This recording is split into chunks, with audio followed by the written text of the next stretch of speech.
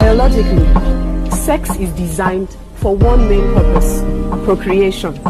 The female reproductive cycle comes around once a month. For a man, it's every day. For each sexual act, the woman's one egg is matched by the man's 120 million sperm cells. Now let's do some calculation. 120 million sperm cells a day, every day, as opposed to one egg a month, every month, means that it will take only 30 men to impregnate all the women in the world.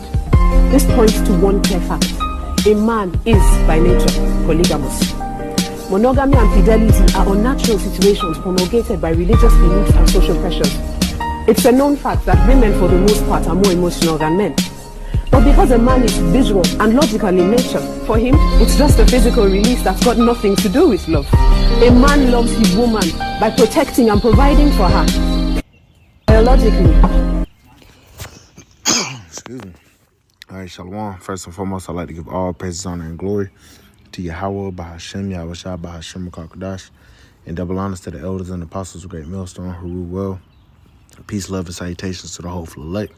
This is your brother Dawadah from the Men of Valor campaign in Greenville, South Carolina, coming back with another video in sincerity and in truth, and Lord willing, it can be edifying. And I want to do this video real quick through the Spirit. All right, a very basic video, one that, most of us brothers, as well as, you sisters, understand. All right, but the vibration, different things we've been seeing going on in the world, I felt that it was a good time through the Spirit to go back into this, how, especially harping on in the kingdom, how the order will be set up, and, the role of a man, all right, he's going to be the head, and the Israelite man is going to be the head in the kingdom, okay? That is the way that it's set up now, but in this wicked world, all right, they do not promote, Esau doesn't promote the man, especially the Israelite man, being the head over his woman and over his household. In fact, he's removed the man from the household, and these women have even, will call themselves the head. But that won't be so in the kingdom, all right? But one of the points, making is, going into prophecy, how Israel is going to, populate, and expand, as far as, in, the galaxy, the universe, even the planet, first off, and how it's going to come about, all right? As we get into prophecy, get into the scriptures of how things, of how things are going to go down, all right? You're going to come to understand, first of all, America teaches that, it's one man, one woman, all right? One man, one woman. And, there's nothing wrong with that. All right, there's nothing wrong with that. If you are as a man are satisfied with only being with one woman, but look at the the statistics. All right, the divorce rate in America right now is super high. First of all, they go off as far as dealing with divorce anyway. All right, the government and whatnot. All right, because now a woman can divorce her husband, and receive alimony, take half his shit. When the scriptures say she's supposed to leave with nothing, and she's not supposed to remarry, but these women go and, they'll leave a relationship or leave a marriage, that they might have been in for decades, and they'll leave because he so-called cheated. First of all, a man cannot cheat, okay? And that's why I open up with this video. Now, a man can commit adultery, and that's when you go in and sleep with another man's woman, and that's completely off and punishable by death according to the law. But a man desiring another woman, or a man being with another woman that is not betrothed or belongs to another man, is not going off. We know many accounts in the scriptures. But of course, these people, and especially these damn women, they don't want to get down with that. They hate that, But hey, as they try to push the vibration of, oh, he cheated, we're going to push the righteous vibration of how things really are set up. So starting with this video, and she broke it down to a science. You just go into the biology of a man, how a man has so many millions of sperm cells, and can literally impregnate another woman, a different woman every day. But a woman can only she produces one egg a month, and that's for a finite amount of years. All right, men and women are not the same. You go into the, you go into the scriptures, man. You know, dealing with it. You know, there were certain women that were even barren, you know, and, you know, just like going into, Abraham and Sarah, you know, ended up going into, Sarah's handmaid. Same thing with, Jacob dealing with Leah and Rachel, right? Dealing with their handmaids. Like, men of the Lord had concubines, man. A concubine just means a wife of lesser rank, right? And mainly the concubines would be they of other nations, right? And we will have those in the kingdom. We don't care how you feel about it. Those that might feel some type of way. You know, even our Israelite women, yes, we will deal with the heathen women. Now, does that mean we do not love you? No. You know, and that might be something hard to understand and grasp right now because we're in captivity. We're in Babylon. We're in a place that pushed and promoted this way of life for so long, to where these women go to great lengths, being jealous that a man has another woman, or that another woman may desire her man. You know, they get all territorial, and that's just not right. That's not righteous according to Yahweh Bashim Shah. Okay. But the point of the matter is, especially in the kingdom, man, how is it that we're going to be able to populate at such a fast rate, if it was just one man, one woman, all right? First of all, we're going to get this in the law, Exodus chapter 21 now. To set the tone is going into basically, getting a Hebrew servant, right? And dealing with him, 6 years, and then 7th year, like it says, go free. He shall go. Actually, let me read it. We'll read it. It's Exodus chapter 21 and verse 1. It says, "Now these are the judgments which thou shalt set before them. If thou buy an Hebrew servant, 6 years he shall serve, and in the 7th he shall go out free for nothing." All right, and that's righteousness. Esau, dealing with servitude and whatnot, he definitely didn't let us go free. But verse 3, it says, "If he came in by himself, he shall go out by himself. If he were married, then his wife shall go out with him." So if he already had a woman going into, that period of servitude, he leaves, he can leave with what he had. Verse 4, "If his master have given him a wife, and she have borne him sons or daughters, the wife and her children shall be her masters, and he shall go out by himself." So we saw that example basically with Leah and Rachel, right? And Laban, their father. And Jacob ended up, basically being a servant unto Laban because he had substance. Basically so he could have Leah and Rachel, going into that account, So if he was to leave, he wouldn't have been able to, they wouldn't have been able to come with him, even his children. Verse 5, it says, "And if the servant shall plainly say, I love my master, my wife, and my children, I will not go out free. Or I will not go out free." It says, "Then his master shall bring him unto the judges. He shall also bring him to the door or unto the door post, and his master shall bore his ear through with an awl, and he shall serve him forever." So, going into that, verse 7. It says, "And if a man sell his daughter to be a maid servant, she shall not go out as the men servants do, if she please not her husband or her master, who have betrothed her to himself. Then shall he let her be redeemed. To sell her unto a strange nation he shall have no power, seeing he have dealt deceitfully with her. And if he betroth her unto his son, he shall deal with her after the manner of daughters.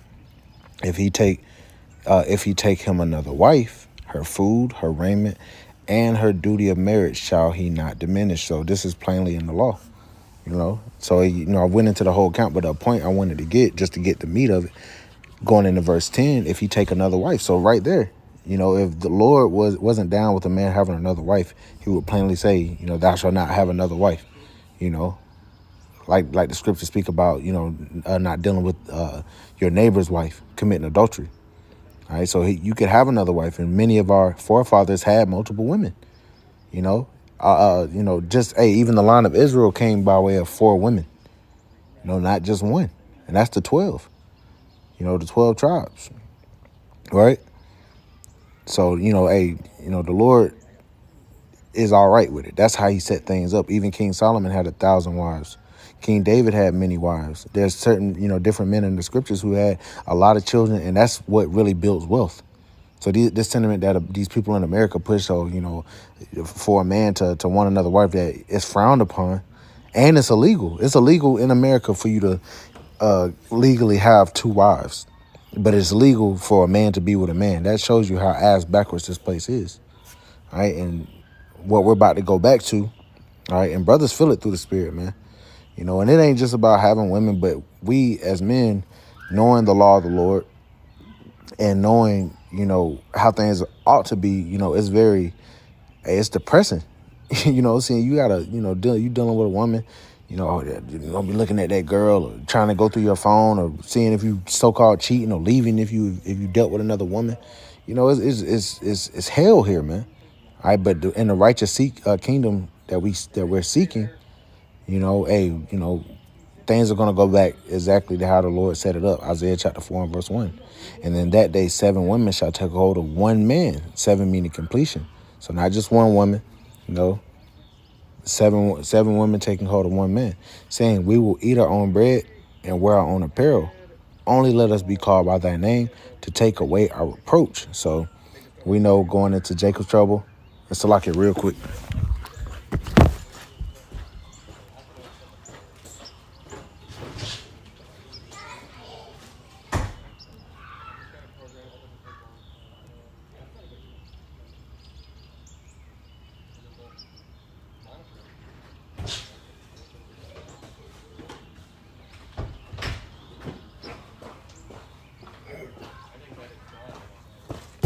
Lock it.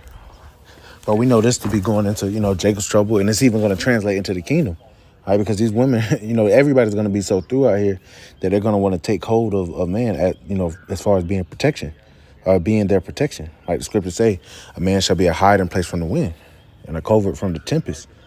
So the roles are going to go back to how they're supposed to be. All right, men and women are not equal. You know, yes, they were made to dwell together.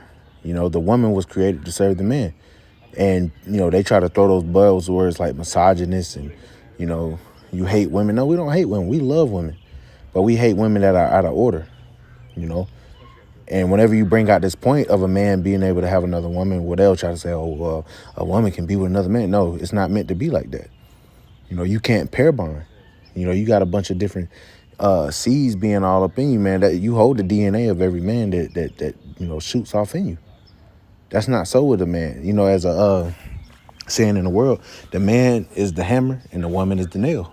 You know, we're the hammer, you know, and that sticks with me. But this also proves, you know, and people will try to say, oh, that's the Old Testament. Yeah, say what you want. All right, if you don't believe the scriptures, then don't believe. But this will come to pass. The will of the Lord will be done. All right, so that's not something that we, you know, hey, whatever you want. Hey, like the scriptures say in Romans, if for what if some did not believe? Shall their unbelief make the faith of the Most High without effect? The Most High forbid. All right, so we don't care if you don't believe what the scriptures say. All right, according to our faith, we can be with another woman. And in fact, translating into the kingdom, that's exactly what's going to happen. We'll finish off here. This is right to the point. And man, this whole chapter is beautiful, going into the layout of, you know, how the kingdom is going to be ran and set up. But this is Isaiah chapter 60, right to the point. It says, verse 21, it says, thy people also shall be all righteous, right? And that's going to be by way of the fulfillment of the second covenant, where the Lord is going to put his laws, statutes, and commandments within us, to where we're going to be programmed to be righteous, and we're never going to go off again. Therefore, we're never going to be cast out of our land and go into captivity. It says, they shall inherit the land forever, for the branch of my planting, the work of my hands, that I may be glorified. Verse 22, a little one shall become 1,000, and a small one a strong nation. I, the Lord, will hasten it in its time. So how can a little one become 1,000 and a small one a strong nation? Just going back to what I mentioned about the example of the 12 tribes. They didn't, you know, all the sons, the 12 patriarchs didn't come about by way of just one woman. All right, it was 4 of them. Okay, so how much more in the kingdom where we're going to become a strong, each man is going to become as its own nation, millions of seed, you know, innumerable. The Lord has said he's going to make us as the sand of the sea, you know, that cannot be measured nor numbered. And the way that the anatomy of a woman is, you know, she can only have a baby, you know, once every 9 months. So a lot of sex is going to be had in the kingdom, but it's not going to just be with one woman. And if you're offended by that, then whatever. All right, but truth of the matter is, you're going to want to be, you might not think about it now, but you're going to want to be down in that day. All right, brothers always speak about, man, hey, the Israelite man, all right, he's literally going to be a God on the earth, man. Like the script say, ye are gods, and all of you are children of the Most High. All right, we're going to be mighty men. You know, we're going to be highly desired, just like how these celebrities are highly sought after. You know, you got your Drake, Chris Brown, you know, these niggas and shit, you know, these rappers and whatnot. Imagine that times a billion. You know, Michael Jackson used to have motherfuckers fainting when they just saw him. All right. And this was that. And that was in wickedness. How much more when the Lord raises the Israelite man up in righteousness? All right. We're going to be highly sought after, not only by our women, who are also going to be beautiful and perfect. All right. The curses are going to be lifted off of them, but also the women of the other nations. All right. We're going to be highly sought after, man. You know, so they're going to want to get with us. You might have if you're a woman and you hear this and you might be offended now, you're going to love it in that day. You're going to get your beauty back. You're going to have servants if you're an Israelite woman. So it ain't just about us, you know, just popping, you know, the benefits. Hey, it's going to benefit everyone when the Israelite man gets put back on top, man. The world is going to be at peace, at rest, and everything is going to be according to the will of the Heavenly Father. All right, complete righteousness and perfection. Forever. That's man, I add that. Forever. You're going to be able to enjoy your children, your children's children, you know. And meanwhile, you're still going to be having children. All right. And that's why going into that verse, a little one shall become 1,000 and a small one a strong nation. The Lord said he will hasten it in his time, man. All right. Brother seed is going to stretch out far, man. And that's not going to be able to come by the act of just one man, one woman. All right. So get that shit out your head now. You know, leave that shit's going to be left here in America. All right, so Lord willing, is edifying. I want to give all praises, honor, and glory to Yahweh, by Hashem, Yahweh Shai, by Hashem, Kakadash. Double honors to the elders and apostles of Great Millstone who rule well, and peace, love, and salutations to the hopeful elect. Till next time, Shalom.